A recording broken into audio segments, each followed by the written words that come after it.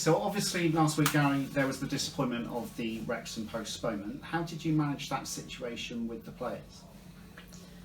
Well, we wanted, you want to inform them, but you don't want them to lose focus. So we knew, in my head I knew, that it was a wasted trip.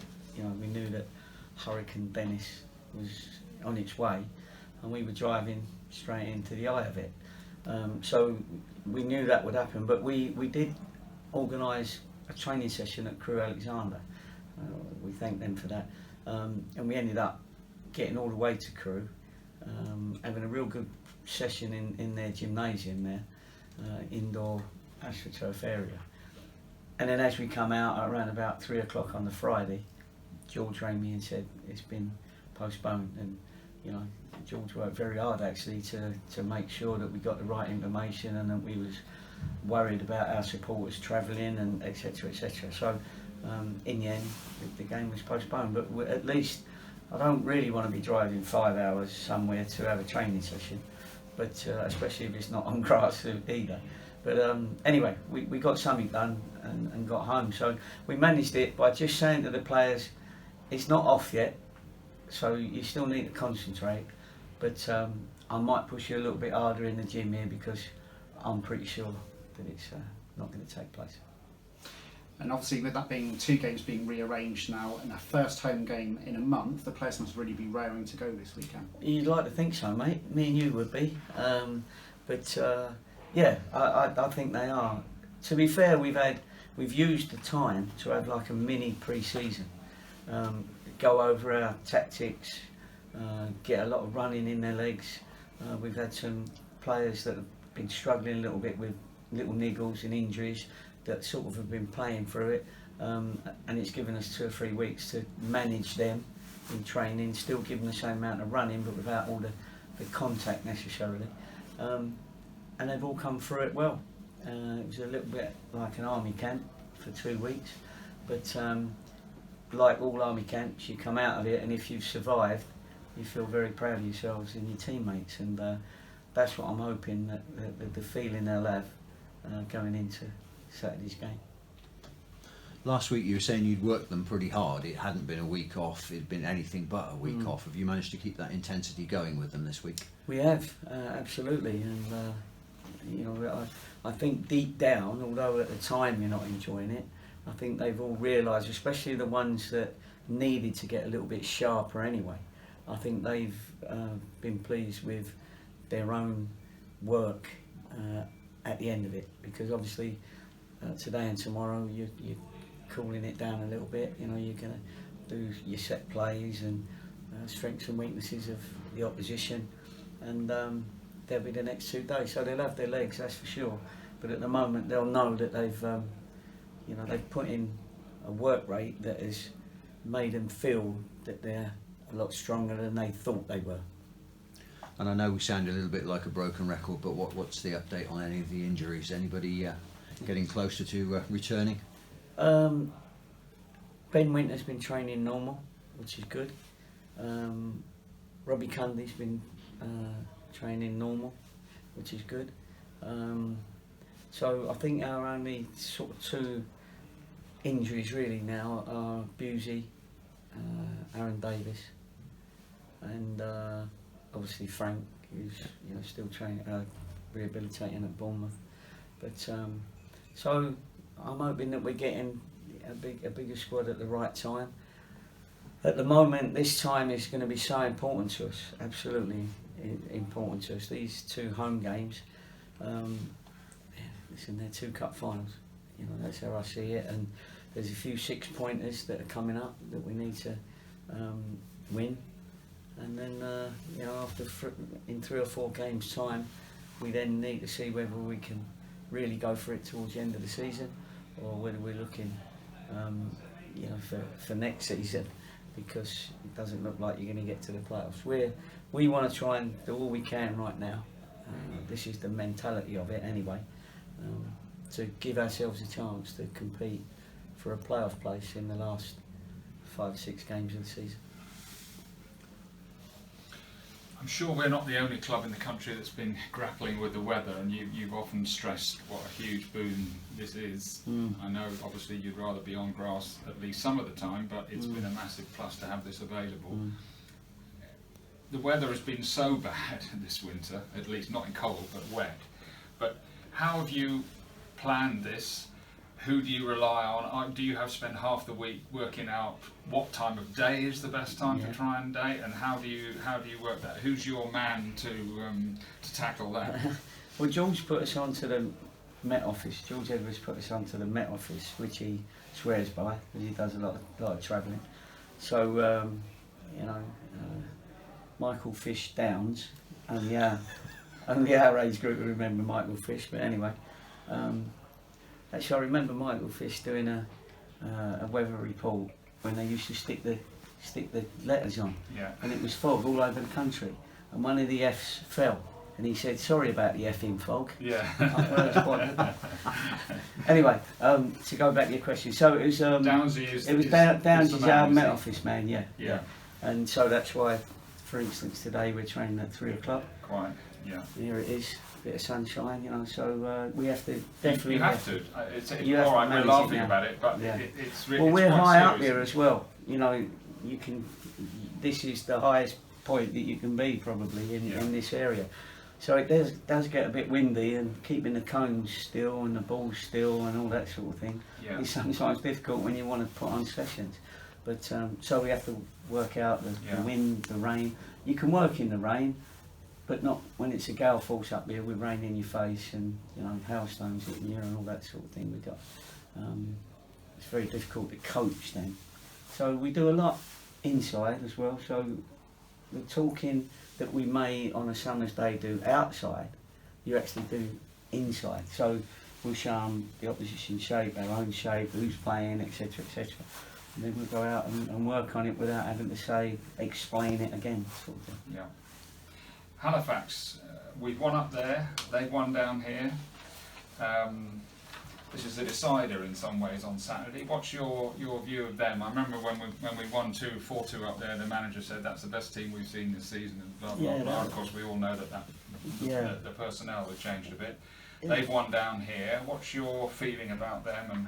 And well, of course we go back and look at games that we played against these teams, and we did very well at Halifax, and we played them on the break, and scored some good goals and did play well. We then played the home game in the trophy, and actually the first half we played very well, and we had a couple of really good opportunities. Unfortunately, we lost that game 2-1. Felt that we probably did enough to win it, but Halifax will say something different, of course. But they're a good team. You're not third in the National League if you're not a good team, and they've had a good, consistent spell recently. They were letting in a few goals earlier on in the season, and now they've seemed to have quelled that. They've changed their shape a little bit, but at the end of the day, it's a National League game, and you can't judge whether they're 3 easy points or 3 difficult points. You can't judge it. We got to make sure that we play well. We play our way, the Torquay way, if you like, and hopefully our supporters will see that, get behind the boys, give them that confidence, because our game is about confidence. As you know, when we go 1-0 up, often we win the game. If we go 1-0 down, opposition take their time over everything, and all of a sudden it becomes a very slow game, because not much is happening. There's no tempo to the game if we go, generally, teams that come to us. So we've got to make sure there is a tempo by scoring the first goal and then having to come out and attack us, and of course it makes the game more open and more exciting. In the wake of Gary Warren going back, which seems like an age ago now, doesn't it? It's probably only 10 days ago. You said you were having a look at possibly 1 or 2 defensive options with that. Has that gone forward at all? Or, well, it hasn't moved forward, no, because we was going to bring in a particular person, and unfortunately, we ended up not being able to bring him in for reasons I can't sort of really go into. Nothing to do with our club, but anyway. So we're going with what we got, unless Bobby Moore walks through the door. Still looking there.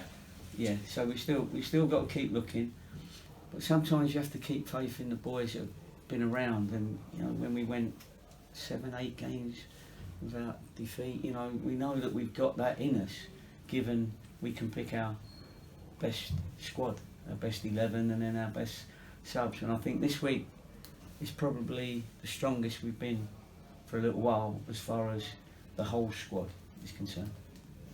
Just touching upon that, obviously we've said that Halifax obviously having a good season, but our form against the top sides has actually been very impressive in itself, having beaten 4 of the top 5 in the table at the moment. That must be very encouraging, with the division still being so remarkably tight. It is encouraging, and we've always believed, given the little bit of luck with with the injuries and with hitting the posts and crossbars and things, and is that we could have had a few more points, and we should have had a few more points. In which case we'd have been a lot closer to where we would like to be.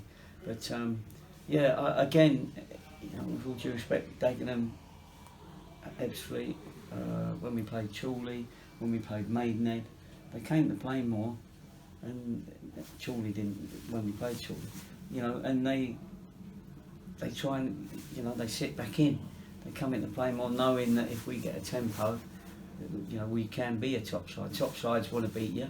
You want to beat them, so it's a little bit more open. But the sides that are come to play more and a bit worried about us, they tend to sit in a lot longer and let you have the possession, and you've got to go and break them down at that point. So it's but it bodes well when you're playing these top teams. But we've got to get more results at home, and we've got to get more results at home to the teams that are nearer the bottom of the league. We chatted to Adi Aziz last week and got the impression from him that he absolutely couldn't wait to get going. He was raring to get a game.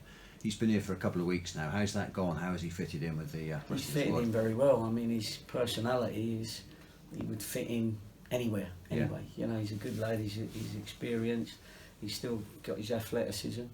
He definitely needs games, but he gives you that another club in your golf bag that you can bring in, and he's got something different to the other players that are in our squad, and that's always handy when you need to work out your tactics against certain oppositions and what you need to do. And he comes into a team with a different strength, and we're looking for him to achieve that. And if he plays as excited as he seems at the moment, then if selected, he's going to be a handful.